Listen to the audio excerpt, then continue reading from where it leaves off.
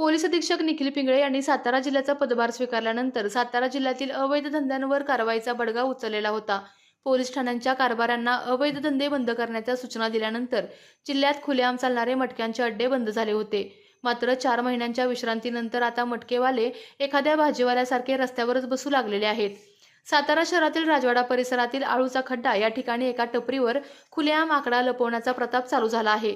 त्यामुळे सातारा नगरपालिकेच्या जागेवर पोलीस आणि पालिका प्रशासनाच्या नाकावर टिचून मटका अड्डा चालवणाऱ्या नेमका आशीर्वाद कोणाचा आहे असा प्रश्न आता सातारकर विचारू लागले आहेत।